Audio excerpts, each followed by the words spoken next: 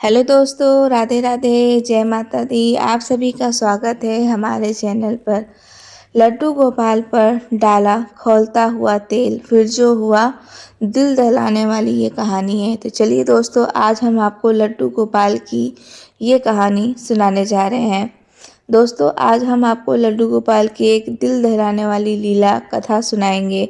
आज की यह कहानी अनीता जी की है। अनीता जी की माता जी का देहांत भी तभी हो गया था जब वह मात्र 5 साल की थी। उनकी माता जी हमेशा से लड्डू गोपाल की सेवा करती थीं। अनीता जी अपनी माँ को लड्डू गोपाल की सेवा करते देखा ही बड़ी हुई थी। उनकी माताजी लड्डू गोपाल को रोज स्नान कराती, उन्हें नए वस्त्र पहनाती और उनको रोज भोग लगाती। लेकिन अचानक अनीता जी की माताजी की तबीयत बिगड़ी और उनका स्वर्गवास हो गया। उनकी माताजी के देहांत के बाद उनके पिताजी ने दूसरी शादी कर ली थी। अनीता जी की नई माँ उनसे सौतेले व्यवहार करती थी। वह उन्हें बात बात पर ताने मारती थी, उनसे घर के सारे काम करवाती थी।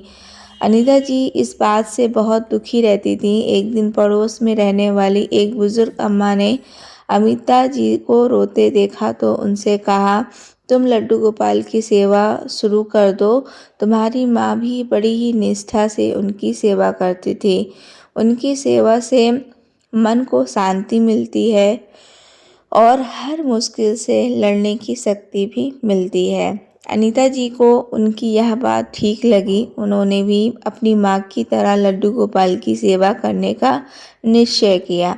उनके घर में लड्डू गोपाल तो पहले से ही थे, बस उनकी सेवा का काम उनकी माँ की मृत्यु के बाद बंद हो गया था।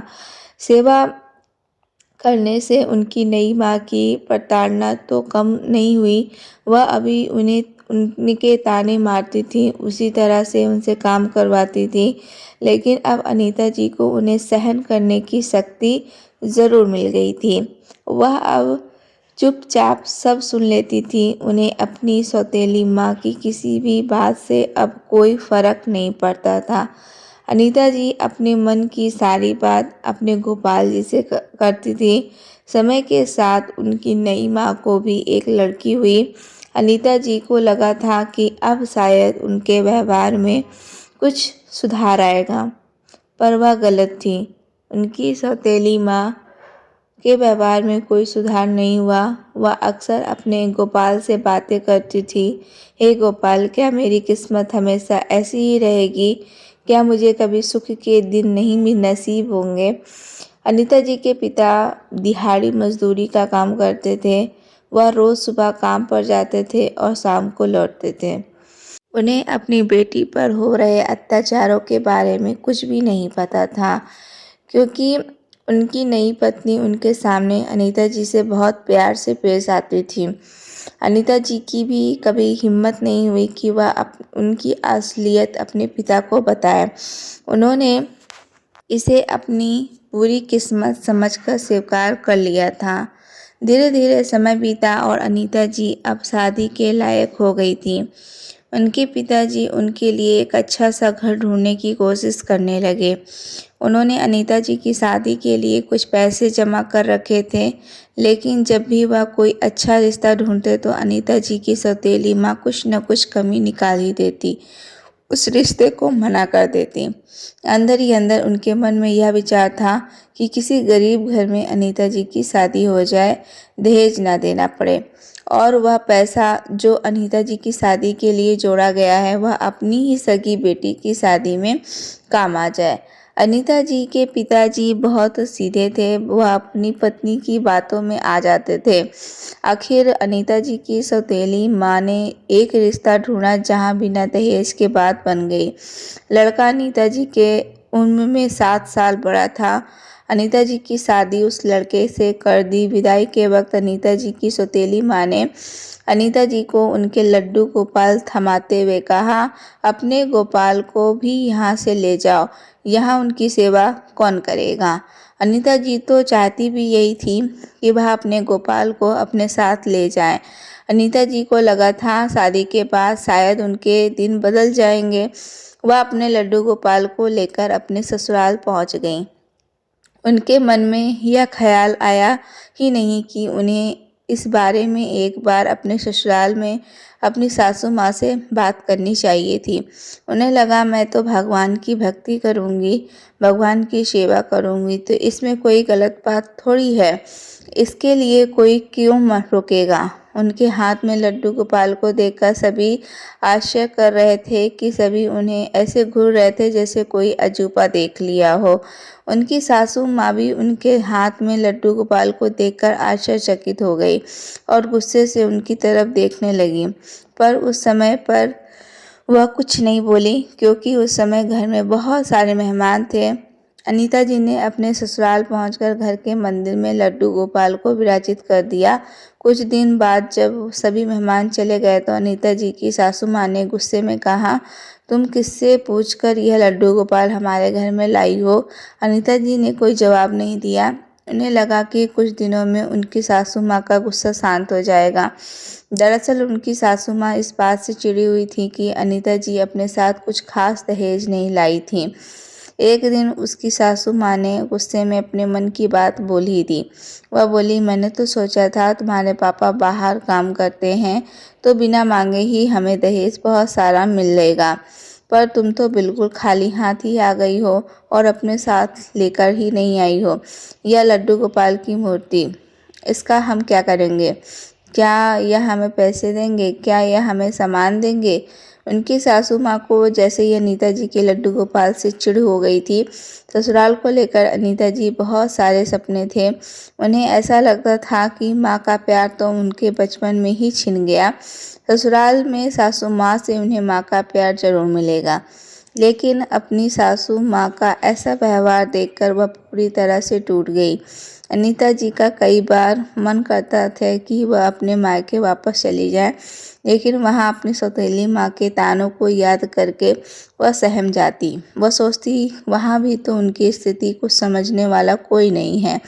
पिताजी काम से बाहर चले जाते हैं और घर में उनकी सौतेली माँ ही रहती है। यह सोचकर वह कभी भी अपने मायके नहीं जाती थी, ना ही किसी को कुछ कहती थी। उनके ससुर भी बात बात पर उन्हें ताने देते थे। वैसे तो उनके पति बहुत अच्छे हैं, उनसे बहुत प्यार भी करते थे, पर अनीता जी के प्रति अपने माता पिता का ऐसा व्यवहार देखकर उन्होंने भी कभी भी विरोध नहीं किया, ना ही अपनी माँ को कभी भी कुछ कहा। और उनके पति तो उन्हें यह कहा करते थे, अगर मम्मी कुछ बोलती है तो चुपचाप सुन लिया करो, मुझे घर में कलेश नहीं चाहिए।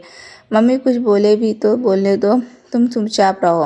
अनीता जी भी बस इसी बात से संतुष्ट रहती थी कि उनके पति तो अच्छे हैं ना, वह उन्हें प्यार करते हैं ना। इसके अलावा अगर उसकी सासू माँ उनसे व्यवहार नहीं करती तो वह सह लेंगी।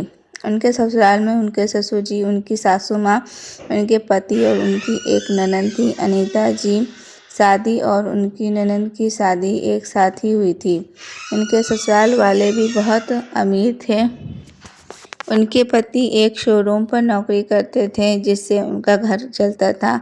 उनके ससुर जी की छोटी सी कपड़ों की दुकान थी जिसमें वह बच्चों के कपड़े बेचा करते थे। उनकी सासू माँ और ससुर जी अक्सर उनसे दहेज के लिए झगड़ा किया करते थे। वह उन्हें हमेशा ताना दिया करते थे, वह खाली हाथ उनके घर आ गई है, जबकि असल में अनीता जी के पापा ने अपने सम्मत के अनुसार उन्हें सब कुछ दिया था, क्योंकि अनीता की शादी और उनकी ननद की शादी एक साथ हुई थी। इसलिए उनकी सासू माँ ने यह भी ताना देती थी कि देखो, मैंने अपनी बेटी की शादी तो क्या क्या दिया है और तुम्हारे पापा ने हमें क्या दिया है। एक बार अनीता जी ने अपनी सासू माँ से कहा, मम्मी जी, मेरे पापा दूसरे शहर में जाकर मजदूरी करते हैं, वह इतने पैसे नहीं कमाते, फिर भी उन्होंने अपनी हैसियत के अनुसार बहुत कुछ दिया है। अनीता जी ने इतना ही कहती तो उसकी सासू माँ और ससुर जी उनसे लड़ने लगते और कहने लगे, तुम तो भिखारी की तरह हमारे घर आ गई हो, ऊपर से जुबान भी लड़ाने लगी हो। अनीता जी के जीवन में केवल दो ही चीज़ें थे जिससे वह उन्हें सहारा था। एक उनके पति जिनसे वो थोड़ा प्यार मिलता था, और दूसरे उनके लड्डू गोपाल जिनकी सेवा करके उनके मन को शांति और शक्ति मिलती थी। अनीता जी जब भी इस बारे में अपने पति को बात करती तो उनका यही कहना रहता था कि तुम चुप रहो, कोई जवाब मत दो।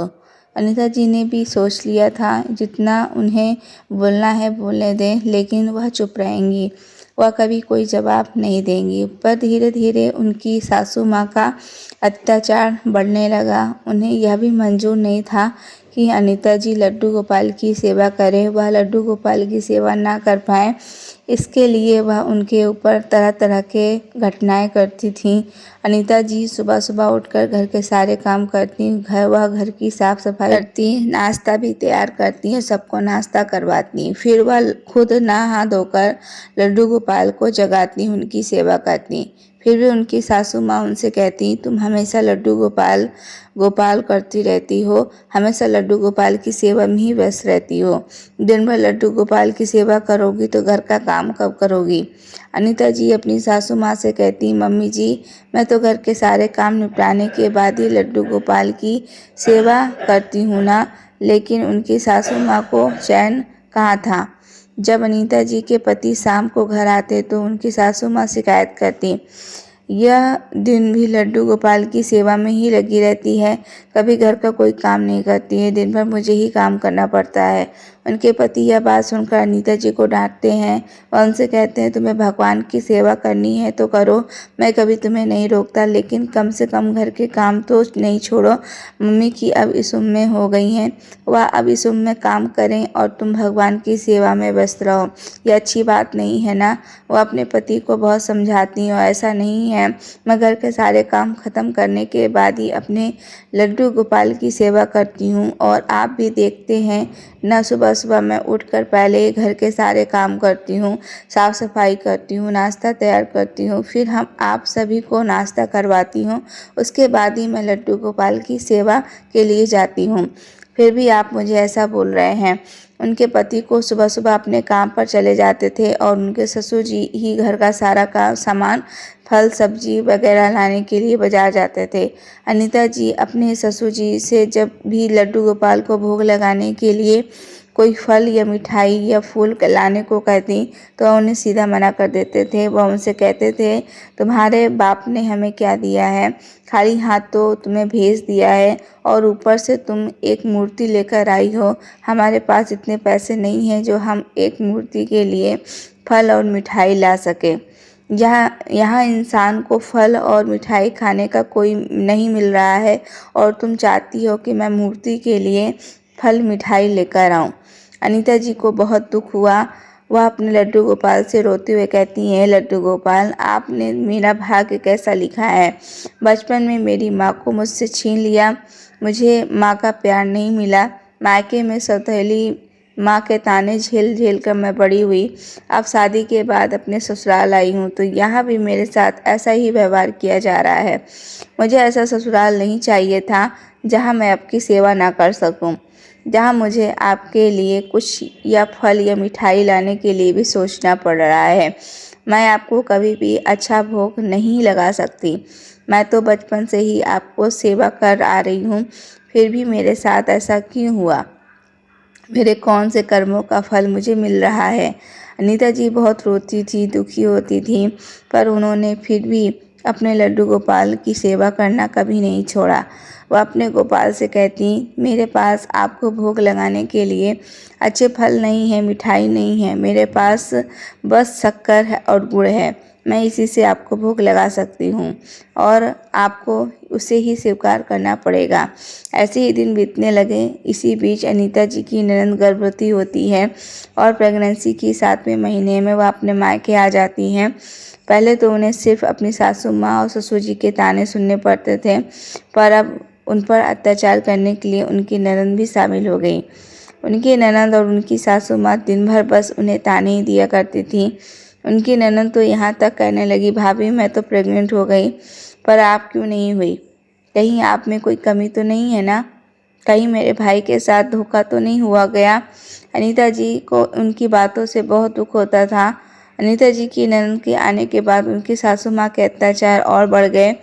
वह जब भी सभी कामों से निपटकर अपने लड्डू गोपाल की सेवा करने जाती, तभी उनकी सासू माँ उनको जानबूझकर कोई न कोई काम बता देती। कभी वह चाय बनाने के लिए कहती, तो कभी पापड़ सेकने के लिए कहती, तो कभी कुछ और काम। एक बात अनीता जी का स्वास्थ्य खराब था। उन्हें बुखार आ रहा था और शरीर में बहुत दर्द भी था। उन्होंने अपनी सासू माँ से कहा, माँ जी आज मेरी तबीयत ठीक नहीं है, आज खाना आप बना लो। यह चिढ़कर बोली, अपने लड्डू गोपाल की सेवा करने के में तेरी तबीयत खराब नहीं है, घर के काम करने में तुझे बुखार आ जाता है। अनीता जी की सासू माँ और ननद उनके पति के कान भरती रहती हैं। वह उनके पति से शिकायत करती, तेरी बीवी दिन भर उस मूर्ति की सेवा में ही लगी रहती है, वह घर का कोई काम नहीं करती। यह बात सुनकर अनीता जी के पति भी उनके ऊपर बहुत चिल्लाते थे। वह कहते थे, तुम कहती थी कि मेरी माँ झूठ बोलती है, अब क्या मेरी बहन भी झूठ बोल रही है। इस तरह के कलेश के बीच अनीता जी का जीवन बीत रहा था। अभी तक अनीता जी के ऊपर उस घर में चाहे कितने भी अत्याचार हो रहे थे, उन्हें इस बात से संतुष्ट थी कि चलो कम से कम मेरे पति तो मेरा साथ देते हैं ना। पर आज तो उनके पति के इस व्यवहार से वह पूरी तरह से टूट गई थी। अगर अगर उनको रोना भी आता तो वह सिर्फ अपने लड्डू गोपाल के सामने ही रोती थी, क्योंकि उन्हें पता था इस घर में उनको समझने का वाला कोई नहीं था। इसी बीच एक दिन उनकी ननद ने, कुछ ससुराल वाले आने वाले थे, उनके स्वागत के लिए घर में तरह तरह के पकवान बन रहे थे। आज अनीता जी को अपने लड्डू गोपाल की सेवा करते समय बहुत दुख हो रहा था। वह सोच रही थी, आज घर में इतने सारे तरह तरह की चीज़ें बनने के बाद भी मुझे अपने गोपाल को मिश्री का भोग लगाना पड़ रहा है। उनकी हिम्मत नहीं हो रही थी कि वह उन चीज़ों से भी कुछ लेकर लड्डू गोपाल को भोग लगा दें। अगले दिन अनीता जी की ननद ससुराल वाले शाम के समय कहीं घूमने निकल गए थे। उनके वापस आने से पहले ही उन लोगों के लिए खाने पीने का इंतजाम करना था। अनीता जी की सासू माँ ने अनीता जी से कहा कि मेहमानों के लिए खाना तैयार कर दो और साथ में कचौड़ियाँ भी बना दो। दरअसल जो मेहमान उनके घर आए थे उन्हें कचौड़ियाँ काफ़ी पसंद थी। अनीता जी ने अपनी सासू माँ से कहा, माँ जी मैं खाना तैयार कर देती हूँ, आप बस कचौड़ियाँ बना दीजिए, मैं तब तक घर की साफ़ सफाई करके बर्तन धो देती हूँ, काफ़ी बर्तन भी धुलने के लिए पड़े हैं। यह सुनकर उनकी सासू माँ चिढ़ गई। उन्होंने गुस्से में कहा, तुम्हें तो बस काम न करना के बहाने चाहिए। चलो ठीक है, मैं कचौड़ियाँ बना देती हूँ। मेहमानों के आने से पहले घर में की साफ़ सफाई करके खाना की तैयारी कर लेना। अनीता जी अपने काम करने चली गई। तब तक शाम के 7 बज गए थे। अनीता जी उस समय अपने लड्डू गोपाल को भोग लगा रही थी। तभी उनके मन में आया कि क्यों ना आज मैं अपने गोपाल को कचौड़ियों का भोग लगाऊं। अभी सासू माँ रसोई घर में कचौड़ियाँ बना ही रही थी। मैं उनसे एक कचौड़ी मांग लाती हूँ। पर उन्हें यह बात अपनी सासू माँ से कहने में डर लग रहा था। आज से पहले उन्होंने लड्डू गोपाल को अपने घर की रसोई के किसी भी भोजन का भोग नहीं लगाया था। फिर भी अनीता जी ने बहुत ही हिम्मत जुटाकर अपनी सासू माँ से कहा, माँ जी 2 दिन से हमारे घर में इतनी अच्छी अच्छी खाने की चीज़ें बन रही हैं, मेरा मन है कि आज मैं अपने गोपाल को अपने घर की बनी किसी भी चीज़ की अच्छी चीज़ का भोग लगाऊं। क्या मैं एक कचौड़ी ले सकती हूँ?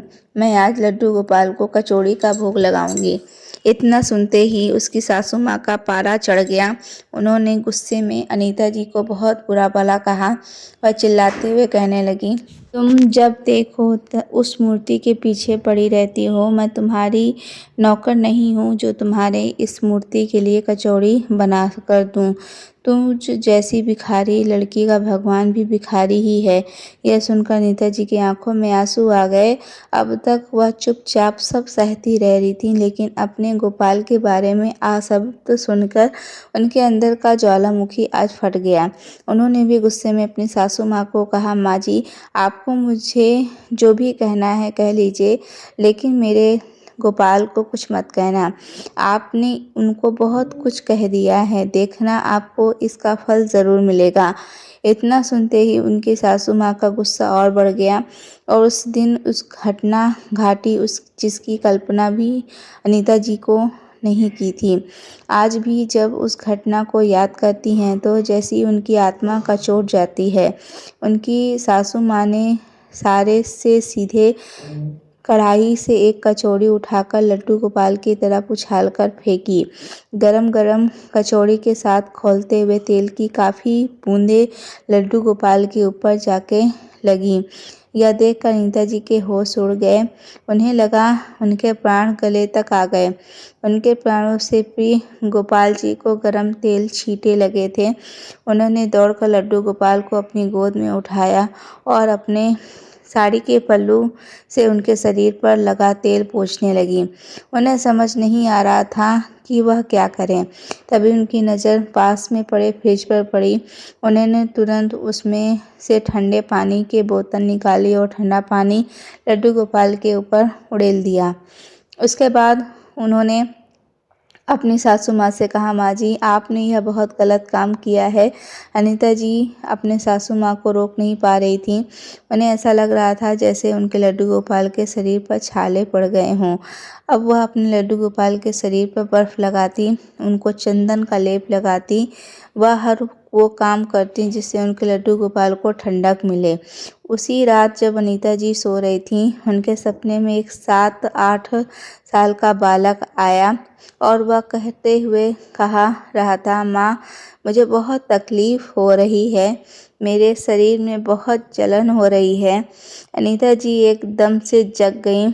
उनकी आंखों से लगातार आंसू बह रहे थे। उनके मन में केवल एक ही विचार आ रहा था, मेरा गोपाल कष्ट में है। उन्होंने तुरंत अपने लड्डू गोपाल को विग्रह पर चलने पर लगने वाला ट्यूब लगाया। अब देखिए यह एक भक्त का भाव होता है। कुछ लोग कहेंगे कहीं मूर्ति को भी कोई कष्ट होता है। वो तो हाँ, अगर आपके मन में भाव है तो उन्हें सब महसूस होता है। अनीता जी लगातार अपने लड्डू गोपाल का हर संभव उपचार कर रही थी। अभी कुछ ही दिन बीते थे। एक दिन अनीता जी की सासू माँ अपनी बेटी यानी अनीता जी की ननंद के लिए बाजार में कुछ सामान लेने गई थी। वहाँ घर लौट रही थी तभी उनको इस सांड से जोरदार टक्कर जिससे वह ज़मीन पर गिर पड़ी। उन्हें काफ़ी चोटें भी आईं, वह उठ नहीं पा रही थीं। कुछ लोग उन्हें उठाकर हॉस्पिटल लेकर गए। अनीता जी के घर पर ही इस बात की सूचना दे दी। परिवार के सभी लोग वहां पहुंच गए। सभी एक्सरे वगैरह करने के बाद डॉक्टर ने कहा इनको अब बेड रेस्ट की ज़रूरत है। इनके कूल्हे की हड्डी में हेयर लाइन फ्रैक्चर है। कुछ दिनों के आराम से इनको आराम मिल जाएगा। भगवान का शुक्र है कि कोई मेजर फ्रैक्चर नहीं हुआ है, वरना सर्जरी करनी पड़ती। अनीता जी की सासू माँ अब बिस्तर पर आ गई थीं। अब उनकी सेवा कौन करता। अनीता जी के पति सुबह काम पर चले जाते। उनके ससुर भी बुजुर्ग थे और उनकी ननद तो खुद ही गर्भवती थीं, तो उनकी सेवा पूरी जिम्मेदारी अनीता जी पर ही आ गई थी। उनके रोज़ के सभी ज़रूरी कामों के लिए अनीता जी ही उनकी देखभाल करती थी। अनीता जी ने अपनी सारी शिकायतें भुलाकर अपनी सासू माँ की सेवा की। यह देखकर उनकी सासू माँ को बहुत गिलीन होती थी कि उन्हें लगता था मैंने कभी अपनी बहू को कष्ट देने का कोई मौका नहीं छोड़ा, लेकिन मेरी यह बहू फिर भी मेरी कितनी सेवा करती है। उन्हें अपने किए पर हर एक अत्याचार के लिए दुख हो रहा था। वो अनीता जी से कुछ कहती नहीं थी, लेकिन अंदर ही अंदर अब उनका मन बदलने लगा। अनीता जी सासू माँ उठ नहीं पाती थी, इसलिए अनीता जी रोज़ बिस्तर पर ही उनको रोज़ गीले कपड़े तौलिया से पोंछकर उनके कपड़े बदलती थी। एक रात जब अनीता जी की सासू माँ सो रही थी, उन्हें एक सपना आया। सपने में एक 7-8 साल का बालक आकर उनसे कहने लगा, अम्मा तुम मुझसे कितनी नफ़रत करती हो, क्यों तुम मेरी अनीता माँ को दुख देती हो। वह सपना देखकर अनीता जी की सासू माँ का मन बेचैन हो गया।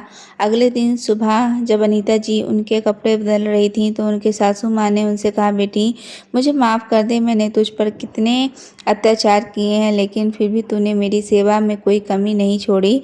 मैं अपने किए पर बहुत शर्मिंदा हूँ, हो सके तो मुझे माफ़ कर दे।